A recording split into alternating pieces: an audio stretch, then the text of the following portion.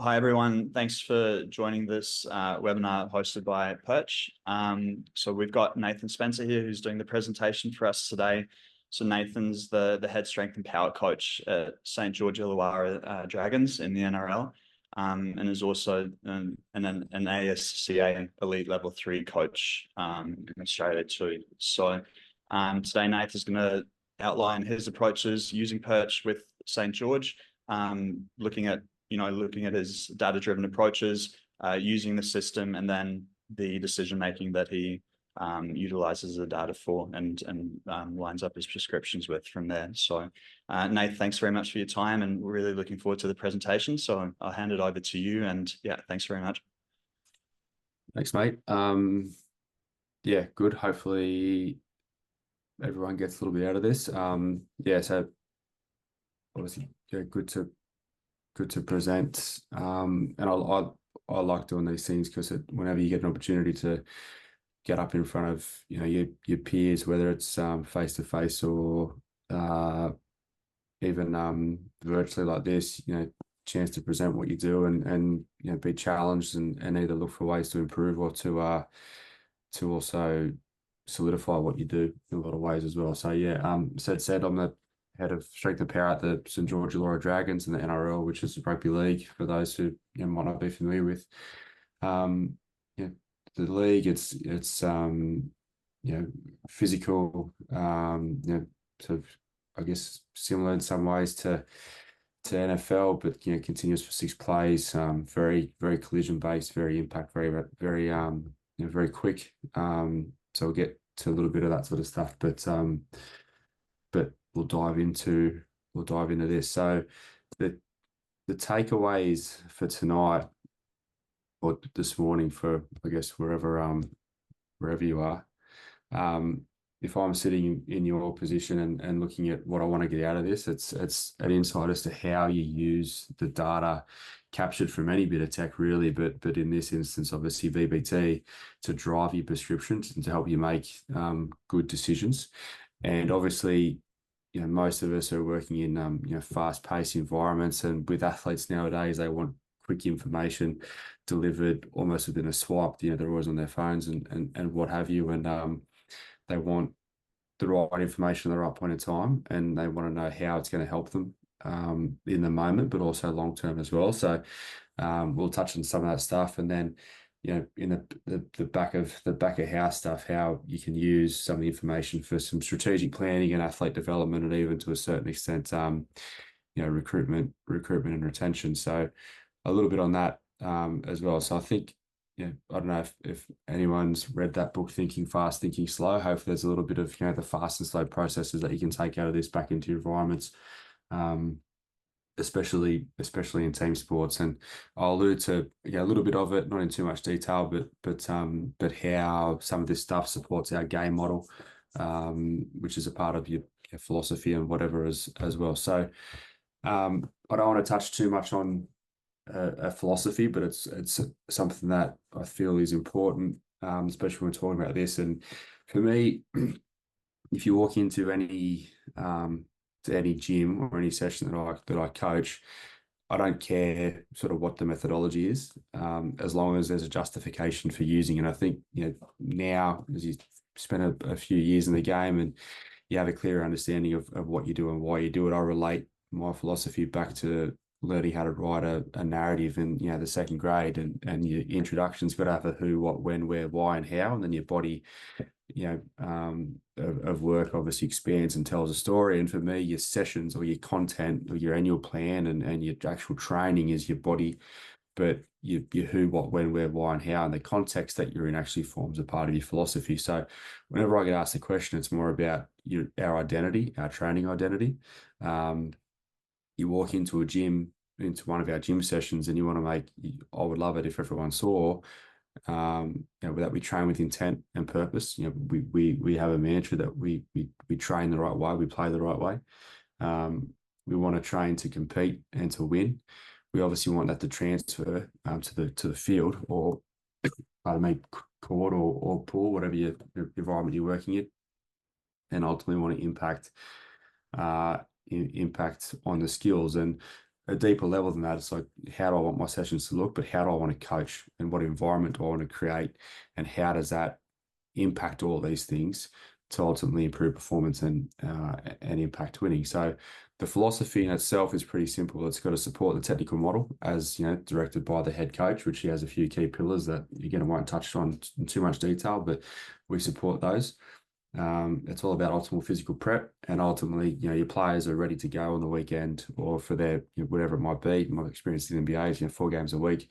They're ready to perform every night, and that they're robust. They can handle the demands of training and games, and that they're available. You know, it's not not an unknown fact that, you know, the teams with the highest availability rates and combinations and what have you are more likely to have success towards the back end of the season. So the aims of my programming are to obviously have specific target adaptation approaches, and we can do that through a number of different ways. It's obviously individualized, but we use it by collecting and making informed decisions off objective information, and also using your own heuristics as practitioners, and, you know, things that you've learned over the years, and you don't need to test those because you know them to be true because you've done them for so long. So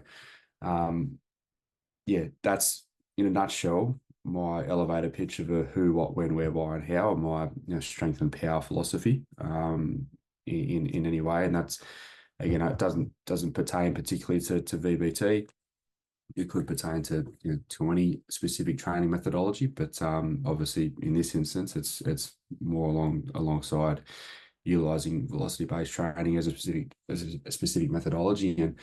And although I don't call myself a strength and power coach with a particular style, I love using VBT because, go back a couple of slides, it, when done the right way, it creates the right environment where there's intent in purpose in what we do and what we do it. And the athletes that you work with and the players, they see it, they buy into it, and it creates a really competitive training environment. They want to win, they want to beat themselves, they want to beat each other, and they want to transfer that onto the weekend. So I think we've all been in situations where any bit of tech that we use, you know, when you go through a vetting process, a lot of the time, you know, with the budgetary constraints and what have you, you know, they might limit your ability to pick certain bits and pieces of tech that you can use. I think it's important that we consider these things, that, you know, for quick decisions and for athlete feedback, the display's got to be good, and that easily digestible. I think most of us, you know, in the webinar, for those who are listening later on as well, can recall several instances, myself included, where, you know, you become IT support within a training session. That actually you lose your ability to coach, and while tech is great, a lot of the time tech malfunctions can take away from the purpose of the session, and a lot of the time you discard it, and you lose the flow, and it becomes more of a hindrance than a help. So whatever the device is that you're using, if there's a clean display, the feedback to both the athlete and to you, the coach, is quick and efficient, it doesn't disrupt the flow, and it's easy to use. That's actually four pretty simple things that are going to go a long way into making sure that you have that reliable information to make good decisions, both immediately and in the long term. So the next couple of things, just a few videos that I'm having some sound dramas to get it to come through, but you should get the picture. But just so you can get a bit of an idea of how, with Perch specifically, our sessions flow, and how the information is delivered back to the players. And we'll watch these for a couple of minutes, and then get into some nitty gritty case studies and some of the sexy stuff behind the scenes. I hope so anyway. So.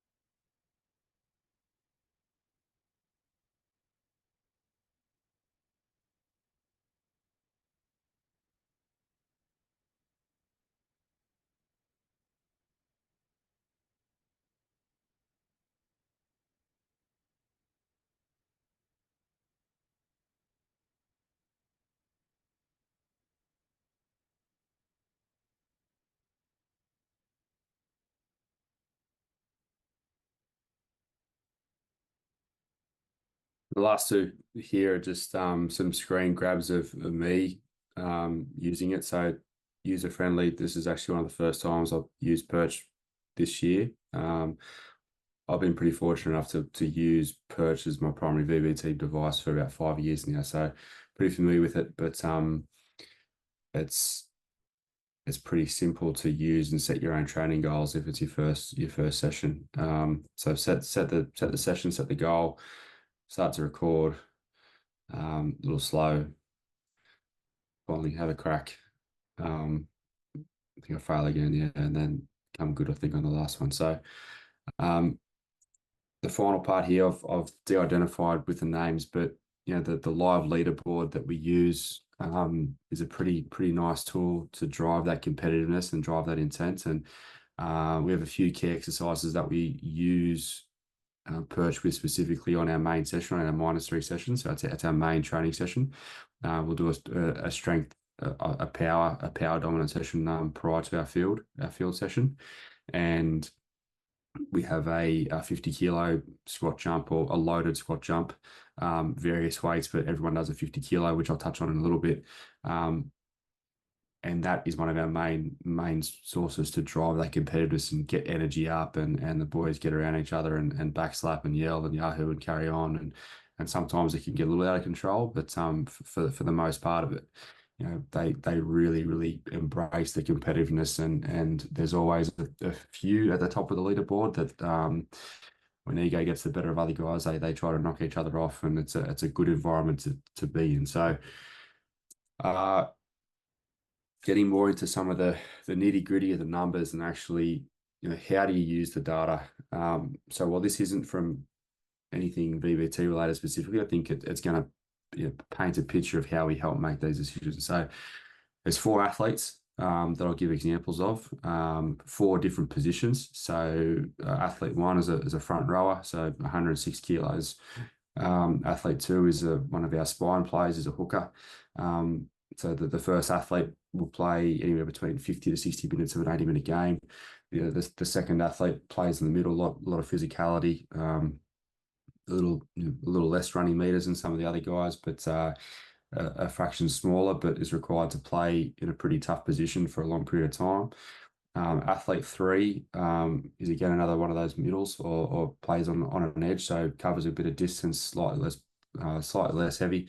But it's only his second year in first grade, so a lower training age in comparison to athlete number 1. And athlete 4 is one of our other spine players who senior in the sense he's played for a number of years at the professional level, but this is his first season where he's played week in, week out in the top grade, and he's a little light by comparison to some of the other guys relative to his position. So what I've got here is their 1RM squat in both kilos and pounds for those playing in North America, and their squat percentage, which I'll go into a bit of detail in just a second, but it's a slightly different way we determine essentially how strong is weak and how strong is too strong. It helps us make some decisions on where we prioritize from our strength and power diagnostics as to where we categorize our guys and to what class of strength and power domain that they need to spend time in. From an ISO, we ISO back squat, 135 degrees of knee flexion. So absolute peak force, and then peak force expressed there relative to body mass and body weight, for depending on how you like to look at it. So I'm a body weight guy. I like the 5.64 versus the 55. I think it's just easier to explain to players.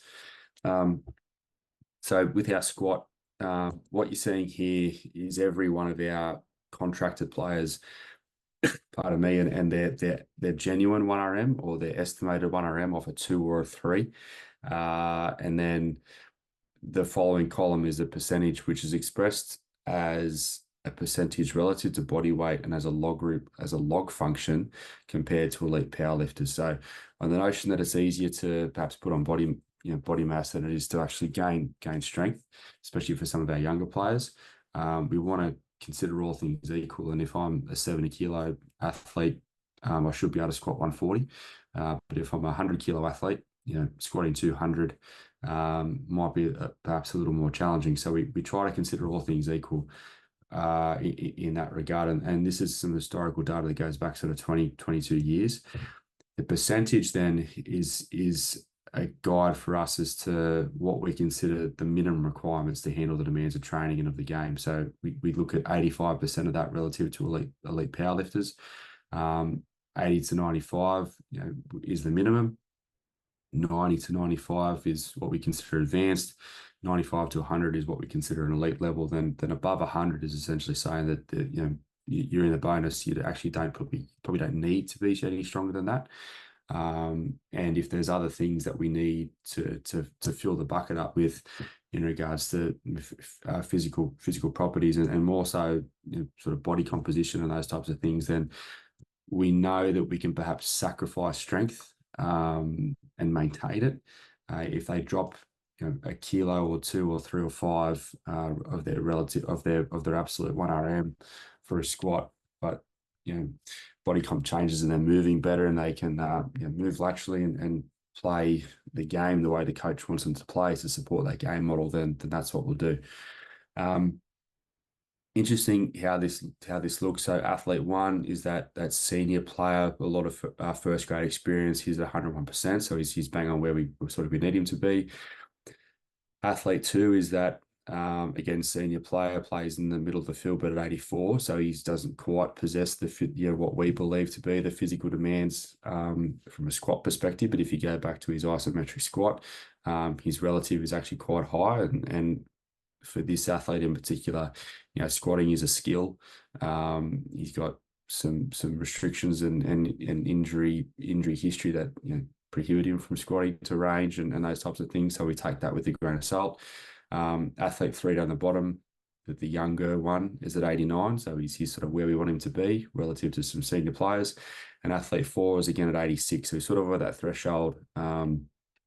And body weight is a big thing for him, which is important, and we'll get to that in a little bit. So when we look at an actual load velocity profile of those 4 athletes, the top athlete, we can see he actually expresses a lot of force quite quickly.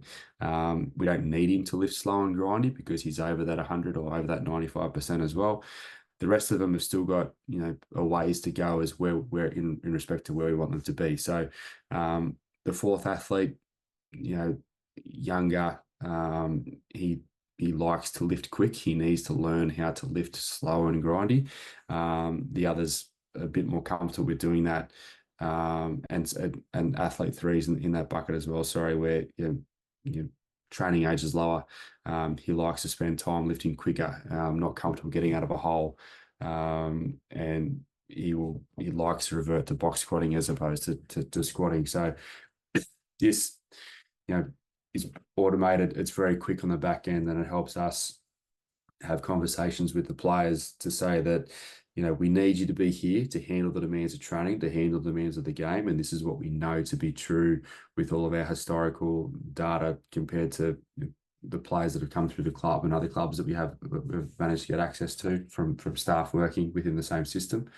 And know that if you're 95 or at that 100% mark, you're generally playing for a long period of time, or you're playing representative football, and bigger paychecks and career longevity and those types of things. And that's when the players' ears definitely prick up, and as much as they like to compete, they're definitely about financial benefit as well. And if a long career, high earning potential, they will definitely listen. So same 4 athletes: athlete 1, athlete 2, athlete 3, and athlete 4, but a load velocity profile expressed with loaded squat jump. So the way we collect this information, training is testing and testing is training. So within a session, we'll use a Smith machine, as you saw, loaded squat jump at various weights during an early phase of the preseason, and we'll repeat it on a number of occasions and look at 30, 40, 50, 60, 70, and for some of them 80 kilo jumps.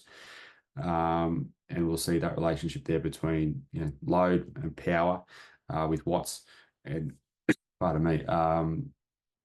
and peak velocity. Anything ranging there from nearly 3 meters a second to what should be well and truly above 2. And for some of the guys, they struggle. And Interestingly enough, what we've noticed is that for most of them, regardless, it's around that 50 kilo mark. For some, obviously, their peak power production is much farther to the right, and for some, it's around that 50 kilo. So when we prescribe, for power intensive, and we can look at percentage drop-offs, so repetitions within percent drop-offs of peak power or peak velocity, whether it's 5% for intensive, or we might go to 10% for extensive, where the rep ranges might blow out to eight jumps. 50 kilos is the one we deem to be a common weight across the whole squad. So the game model for rugby league, like most team sports, it's a game of field position. It's a game of possession and territory. And to do that, to win the tackle is really important. To win the tackle, it's a game of, it's about collision, it's about impact, and that comes down to momentum. Momentum's obviously, speed against an immovable object. So eliminating the eccentric component of the stretch shortening cycle and using propulsive forces only, that correlates fairly well to some of the metrics that we deem to be important, that supports our game model. So using a loaded squat jump, our best performers as far as peak power output is concerned, or peak velocity generated at a percentage of their 1RM, for us is a telling sign as to how players are likely to perform within our system. We're still working on a few things there, but internally there's some pretty cool stuff that we see. I'm not going to disclose too much of that within this webinar, but there's definitely some explorative stuff that anyone could dive into within your own sporting organizations and have a look at. But so the 50 kilos becomes important for us, both within the short term and the long term, which I'm going to touch on now. So this is exactly that. So this is for athlete one. We'll collect this primarily on our -3, so our main power session of the week. It's a little sporadic depending on some other context of whether we might go post field every now and again, but you can see power production, velocity. This part here is generally throughout the preseason, and we move into the season, and our mantra is start fast, play fast, and train fast on that day, and this sort of sets the tone. So again, that training to be competitive, to win, displaying those leaderboards and the players having those visuals that they know what they need to hit. It helps drive that, and you can see that with this athlete in particular, he's definitely started to get after it a hell of a lot more. His output within that loaded squat jump is quite high. Again, important for something I'll touch on in the back end of this in just a little bit. So we'll look at this consistently week to week within all of our athletes. So again, our second athlete, who is that hooker, still maintaining his output over the course of the season, which is what we want. We want to make sure that our guys are responders to stimulus and that they're performing on the days that they're required to perform. Our third athlete is a little different. That is again, just a reminder, that's the athlete who is second year of first grade, so a lower training age. He's also on the cusp of playing consistently. So he's not in the top squad every single week. He rotates between the top squad and our reserve grade team. And one of the unique things about the NRL is again, if you're not familiar with it, is that you can play anywhere. You play one game a week, but you can play anywhere from a Thursday through to a Sunday. So your schedules are obviously very turnaround dependent as to how many training sessions you get throughout the course of a week, and that's not uncommon for any sport. But our reserve grade team would generally play on a Saturday or a Sunday. So their turnarounds are pretty consistently around the 7. But the way they train, their primary purpose throughout the course of the week is to train on the main day to run a pose against the first grade team. And they'll run the opposition play so they can understand what's being thrown at them. And sometimes they have to eat a shit sandwich because their turnarounds are very different. So how they respond to training and how we manage them can be quite tricky. And as you can see with this guy in particular, his output and the way he handles those sessions and responded as far as power production hasn't been the same in comparison to one, the players in the top squad, and two, those with a higher training age. So something we've observed over the course of the year. And the same things to be said to a certain extent for the fourth athlete. Again, that half, that spine position, that half 5'8", who played for a number of years, but his first season being consistently in the team. So again, we'll look at power production. We also look at this relative to Z scores and what have you, but this is probably one of the easiest ways to look at it. And then also look at their peak velocity at that weight, again, off of 50 kilos. So I'll try to explain the next part on how I look at this stuff a little bit differently.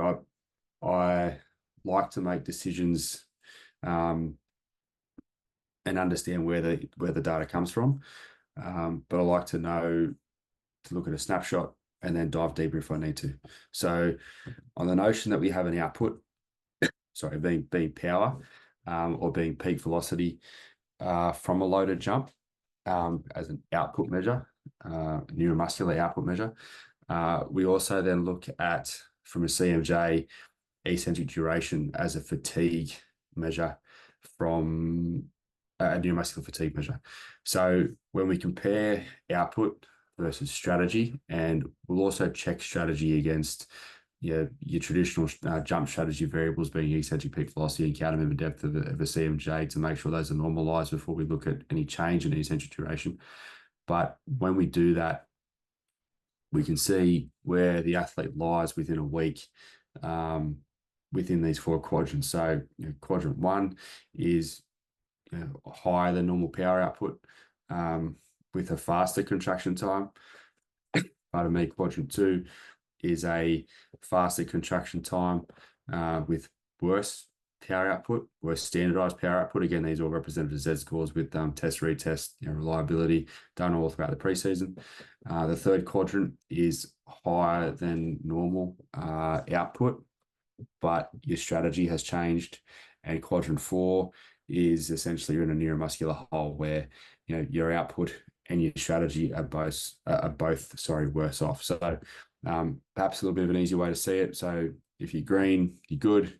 If you're red, you're no good. And if you're in the orange, something's good, but also something's a little bit off. So we look at this on a weekly basis and we'll determine perhaps what we need to do to their programming in order to make some acute, but more often than not long-term changes with regards to our set rep, change exercise modality, change range, whatever it may be, which is essentially this. So if you're in quadrant 1, your neuromuscular status is optimal. So you're able to employ the appropriate strategy to evoke high output, high power output. The game is a game of power. Again, power, momentum. It's important for us. Either quadrant 2 or 3, you have a suboptimal strategy. A suboptimal whether it output or strategy. So we'll use different training methodologies in order to make the change to move them back back towards quadrant 1, hopefully in a week or 2, and you'll see that in a little bit.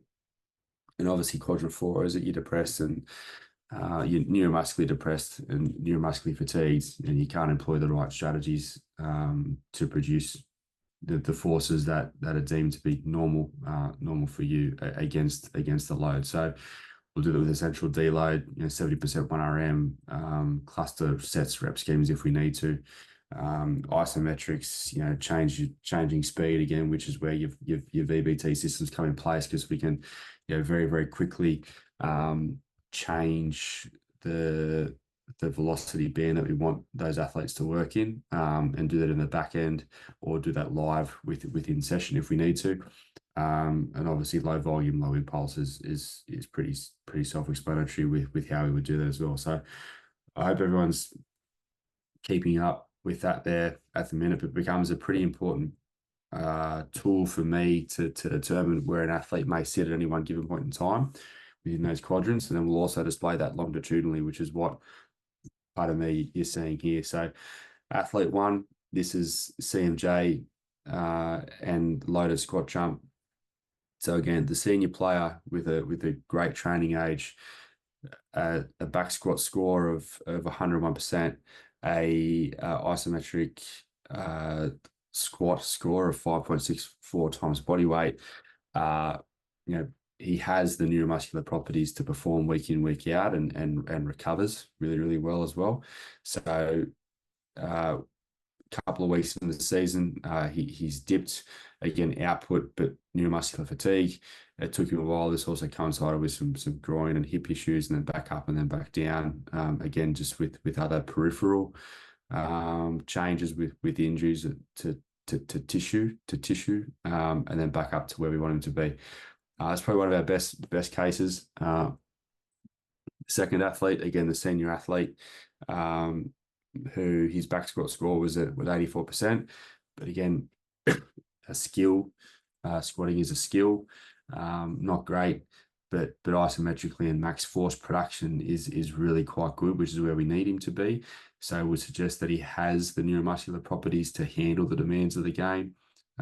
We see some changes early on as how he gets through the preseason is perhaps a little bit different, but then he responds week in, week out really, really well.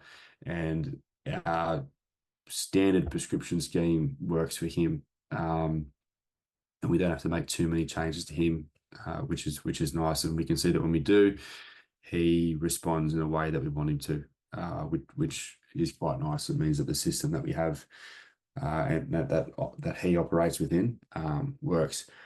A bit of a different story for the third athlete. So again, this is that athlete who is the mix between first grade and reserve grade, is maybe a little bit of an overtrainer, always looking to push for selection in the top team as well.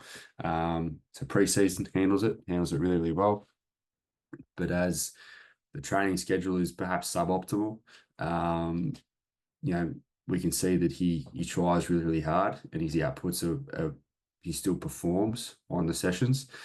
He's still producing the power that above his preseason values, or above what we deem to be his standard values, week in, week out. But we can see that his strategy to elicit those outputs is suboptimal. So as a result, we'll obviously look at alternate ways of recovery on those sessions where we can, but the biggest thing that we can't change is the schedule, and the schedule has a very big impact on this player. So there's something that we're looking at trying to address next year towards the back end of the season. We're noticing that a lot of our younger athletes are looking like this. They just don't have the training age. We've had a change of head coach, a change of training philosophy as well, and perhaps doing different work to what they've done in the past few years. So with a lower training age, they're just not handling quite the way that we would have, not that we would have expected them to. We were expecting it, but perhaps a little bit earlier on.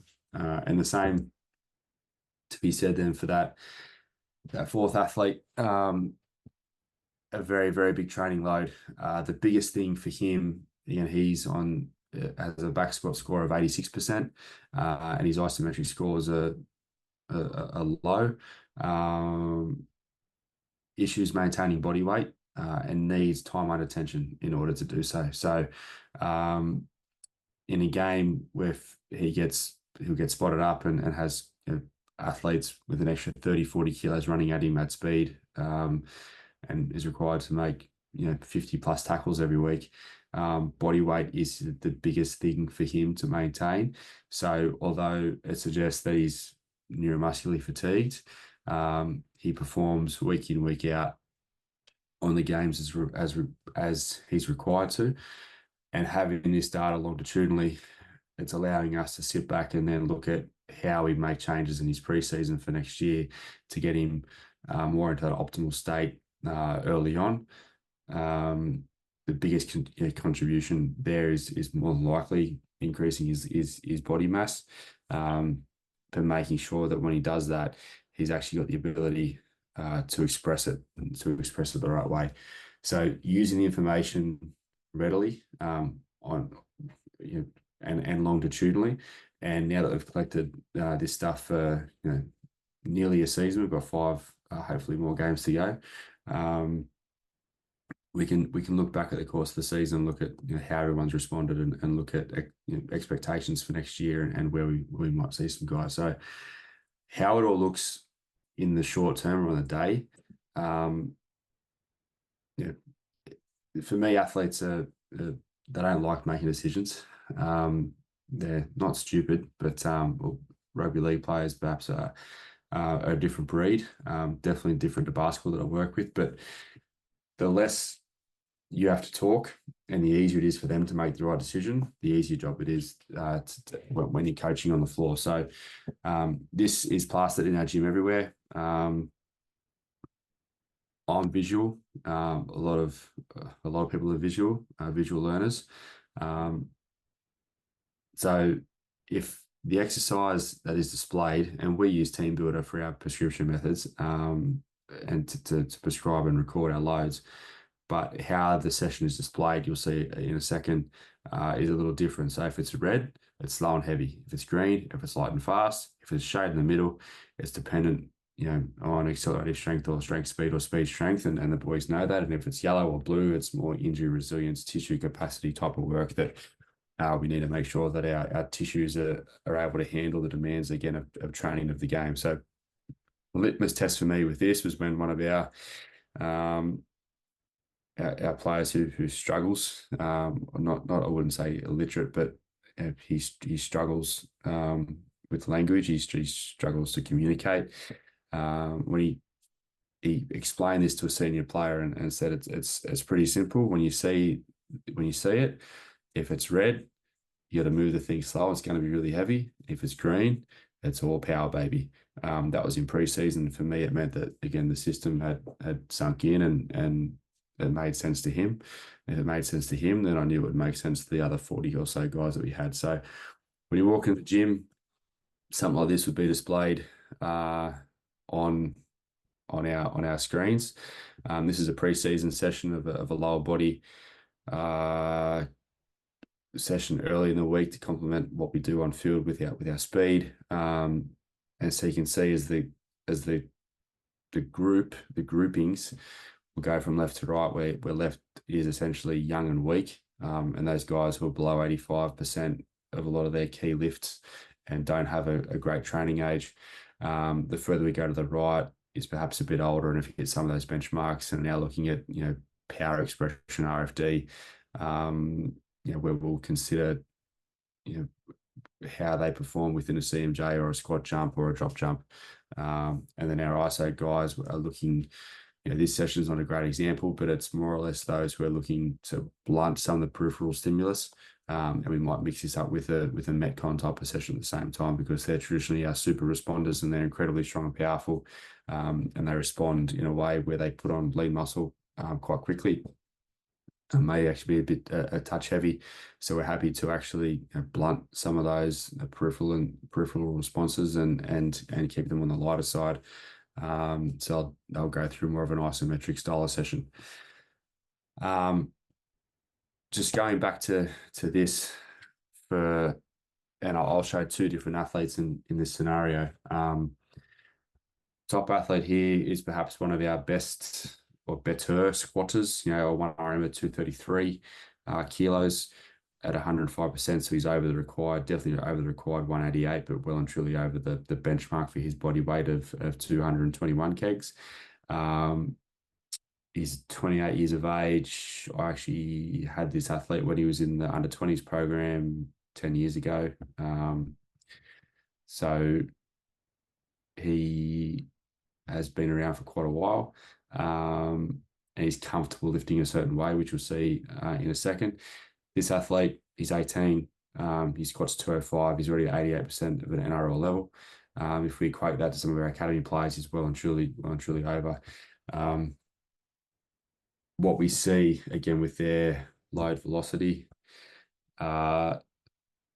graphs and our visuals, our top athlete based on a minimum velocity threshold of 0.25 for failure.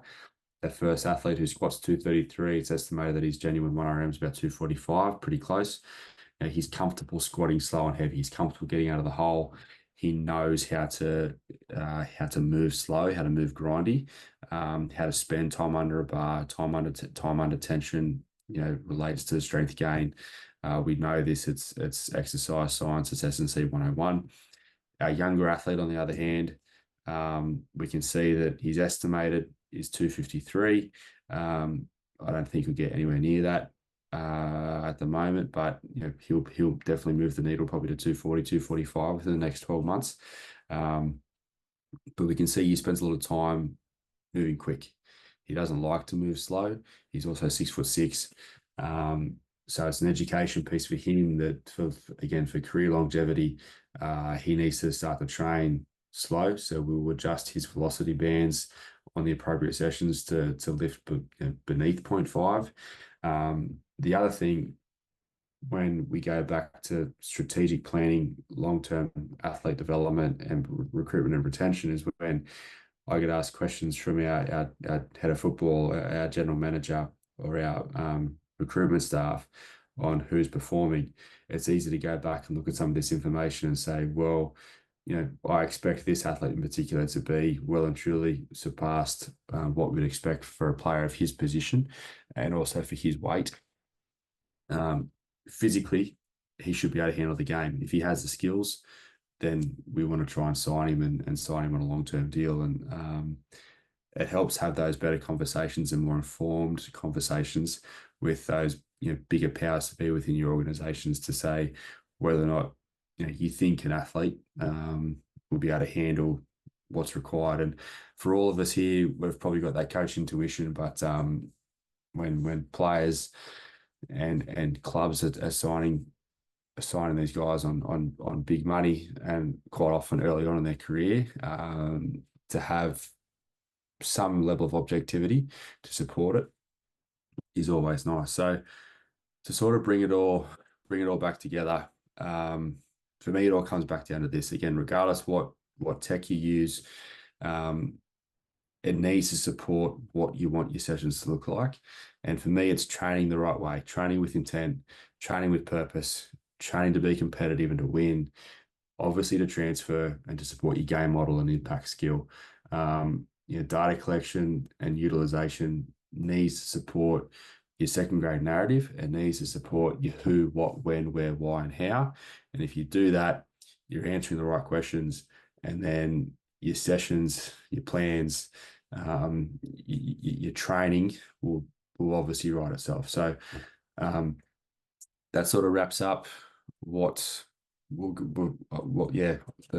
webinar. A little bit of time there for Q&A, but if you have any further questions later on, that's where you can reach me. So again, if something springs to mind at a later date, please reach out. Again, happy to field anything now, but I love getting feedback on this sort of stuff, and it always, good conversation brings new ideas and how we can improve, which I'm all about. Awesome. Thanks very much, Nathan. Thanks everyone for joining. So like Nate said, we'll do a bit of a Q&A just now. So if you do have any questions, just chuck them into the Q&A section, which you should see at the bottom of your screen, and just enter anything in there. Just to start off with one, Nathan, so how do you apply the models that you've got and that you kind of outlined, and even just the considerations around strength development in general, with your rehab guys, and how does it flow into the quote unquote healthy training model that you showed just now? Good question. Our rehab model is driven largely by our physio staff, our medical staff. That's something that we're reviewing at the moment, but essentially once they're cleared into sort of partial training, it'll return. They'll return and actually start to train with the main group, with modifications on exercise selection or whatever it might be. The biggest thing we use the data for particularly for lower limb, is being able to have some discrepancy between left and right limb for split sequences, whether it be, step up or for us, one of our key lifts is a hand supported safety bar split squat. We can set some eccentric duration, time and attention goals and look at whether or not they're actually hitting it. The other thing too is, athletes ask the question all the time, if am I moving the same? How am I executing the lift?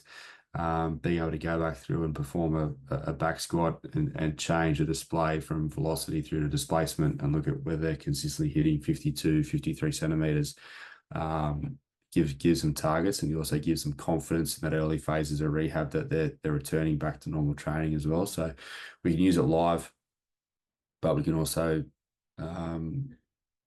especially as I said on some of that individual limb stuff, it's pretty handy to look at exactly the capacity of that limb relative to the non-injured one. Cool, thanks for that. And then I've got a question here. So looking back on athlete 3 and 4, could you have reduced the load or changed the exercise in terms of complexity, so they could improve their quadrant results? Or do you think it's simply part of their training journey and that they need to go through these experiences as is? Yeah, so we actually did, what we do. The biggest changes we'll make for those two in particular was on our main sessions where they say a squat is our key exercise, a back squat's a key exercise. We'll change it to either a box squat or a pin squat. We'll also reduce some set and rep schemes there as well. But as we've done that and seen no change, we're pretty confident that the biggest driver of their response to those changes or inappropriate changes of stimulus is that training age, and actually what they get done in the preseason is the biggest driver of that. For both of those athletes in particular, athlete 3, as I said, he's younger, and athlete 4, he came to us midway through the preseason, so it actually missed a fair bit of the time where it was excessive time under tension, time under bar. I won't say heavier eccentrics, but the volume is significantly higher. So even though he got a little bit of that, it wasn't quite the same. And he's also transitioned from a different system. So we're seeing that as being a commonality with most of our guys. If they've come to us late with transfers or whatever it might be, that's how most of them look, regardless of what we're doing. But for the players who have been around with us for a bit, and a senior, when we make those changes outlining those quadrant, with whether it be low volume, low impulse, sub-max efforts for high speeds, we see the response within about 2 weeks. Cool, makes sense. And then with how you guys are using Perch just now, and obviously within the system that you've set up, where do you see the evolution of things kind of going to, or are there any projects that you've wanted to kind of look into, particularly around kind of VBT and power development, that you haven't had a chance to but want to pick up in the future? Yeah, I think, well, with any device, but with Perch specifically, the biggest purpose is to drive intent, competitiveness, and that as coaches, we can coach the athlete, let alone coach the session versus coach the tech. There's a big difference there. So with that in mind, the next level to coach the athlete is to have a greater degree of individualization. So, on the front end, it all looks the same. On the back end, being able to change your thresholds and your goals and plan within the software in the back end is a nice feature, I think, in the works. But the reality of having sometimes 30 players within, and it's also perhaps a design flaw of our gym with how our gym is set up. Although we'll allocate players to racks, we've got 4 half racks, which you're seeing now, or power racks, and then 4 racks with Smith machines. So if we have PAP complexes where they're going from one to the other, they're logging into multiple devices. So having the goals change, and having that level of individuality, I think is the next thing. It's also the next evolution of our program for next year. This is my first year with the club. Sorry, for this stint, I was with the club in 2015 as well. But organizationally and within our performance staff, our goal this year was to create a culture of training the right way and training in the way that the coach wants them to train. Our goal next year is to have that higher level of individualization that supports the player to play their way within the coach's system. And that's what the coach wants as well. So we need to be cognizant of that and how we make sure the message supports the players' strengths and weaknesses to fit within the coach's system as well. So it's, hopefully that's answered your question, but it's having the ability to have a greater level of individualization within the session on the short term would be nice. I think there's some cool stuff that can be done within longitudinal, power production development. If we get these guys from such a young age, we've got our academy players that are 14, 15 using the systems, and looking at expected scores as a young athlete versus if we keep them for 5, 6, 7, 8, 9, 10 years. Actually tracking that longitudinally would be quite cool to look at what happens kinetically and kinematically as body changes, but then also what happens from an output perspective, I think would be pretty cool. Yeah, that makes sense. Cool. Well, thanks for outlining that. So I'm just looking here. We've got one more question. Would you review these results with the athletes and discuss with them before you make any changes, or and what type of feedback did these athletes give you? And then the last kind of part to that is any correlation between the data and feedback on athlete 3 and 4. 3 questions in there, but if you need me to repeat anything, just let me know. So the last one I'll answer first, the correlation, 100%. A lot of that stuff lines up. Again, like this is a snapshot of a lot of other bits and pieces of information we collect with both objective and subjective measures. And a lot of it ties in quite nicely. A lot of the objective stuff will tie into groin squeeze, ironically. Generally the ability to move laterally if it's inhibited, tight groins, guys don't want to move fast, they don't want to move through range, they don't want to produce as much power. So we see that. It makes sense. It supports, again, when our performance manager has to go to a head coach and say, hey, we need to take care of this guy. He's got more than just, the athlete feels like shit. We have objective information to say, hey, we need to take care of him. So that helps, which is nice. Athlete feedback, well, one, they get it live. They know their numbers, they know what they should be hitting. And because with Perch as a system, for those who aren't familiar with it, the visual display on your thresholds, if you don't hit them, it's an sound and a red bar. If you hit your target, it's green. It's a blue column that displays immediately, and you get a nice ding. So they get that feedback within the session. As coaches, we're able to sit back and watch the display and then go up to them and say, hey, one, are you doing what's prescribed? And if the answer is no, well, then go back to what's prescribed. But if two, if they are and they're not quite there, then we can have that conversation and make the change immediately to get them where they need to get to. And it could just be reducing your load by 5 or 10 kilos. That could be enough. Or it could also be, don't go up with the expected increase within your next set, which is also fine. Some of the longitudinal stuff that we collect, we definitely relay. We relay it selectively. I think you do that with any athlete that you work with. Again, this is a piece of information that helps me do my job. And again, I have the luxury of pretty much looking after the gym. That's all I have to do.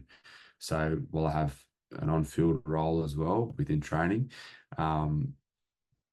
my responsibility is wholly and solely what happens in the four walls of that weight room, and that only. So I am very conscious of delivering the right message at the right time. And before I'll say anything to an athlete about a plan that isn't within the session, there's always conversations with their head of performance and our medical staff to make sure that it's the right message, because there's obviously stuff that other contextual factors that can come into play.